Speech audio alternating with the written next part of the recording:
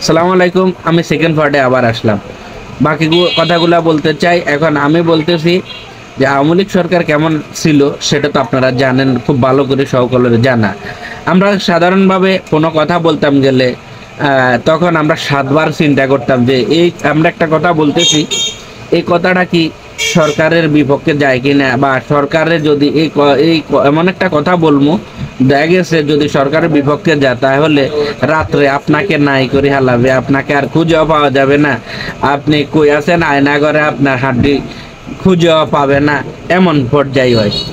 তো আওয়ামী লীগ সরকারের যে স্টাইল, যে রাজনৈতিক যে চলা বলা কৌশল, সেটার কাছে যারা আমি দেখছি যারা সেনাবাহিনীতে ভালো ভালো পদে ছিল তারাও সব সময় আতঙ্কে থাকতো, ভয়ে থাকতো। এবং পুলিশের মধ্যে যারা ভালো ভালো পদে আসিল তারাও আতঙ্ক থাকতো, এবং র্যাবের মধ্যে যারা আসিল ভালো ভালো পদে তারাও আতঙ্কে থাকতো। অর্থাৎ জনসাধারণ থেকে শুরু করি A to Z বাংলার জনগণ, কইতে গেলে কি বাংলার জনগণ সবাই আতঙ্কে ছিল যে কোন কথা কইলে আমাকে আয়নাঘরে যেতে হবে, কোন কথা কইলে আমাকে গুম করতে মানে গুম করে লাইব, খুন করে লাইব।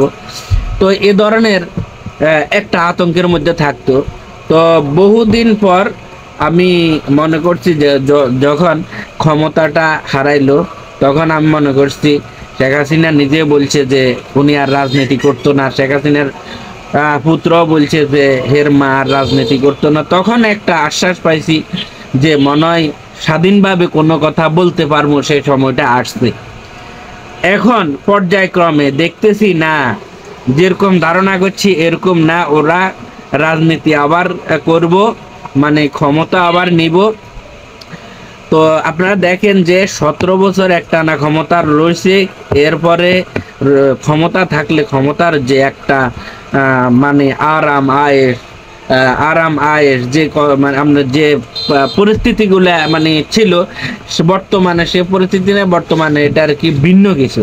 তো ক্ষমতা যেভাবে হোক এখন নিতে হবে, কারণ ক্ষমতা নিতে হইলে কিছু কৌশল দরকার, শক্তি দরকার, সামর্থ্য দরকার, বুদ্ধি দরকার। সব কিছুই একমাত্র আওয়ামী লীগের আছে, যার কোনো দলের মধ্যে নাই। এটা অন্তত এটা আমি নিশ্চিত করে বলতে পারি। কারণ এই ক্ষমতা টিকায় রাখার জন্য আপনার সরকারের যে যে কৌশলগুলো ব্যবহার করতো ওই কৌশলগুলো এখন এনে কোনো সরকার ব্যবহার করব না, সুতরাং ক্ষমতায়ও থাকতে পারবে না। সর্বোচ্চ 3 মাস থাকতে পারে কিনা সন্দেহ। বাকি কথাগুলো আমি পরের ভিডিওতে বলতেছি।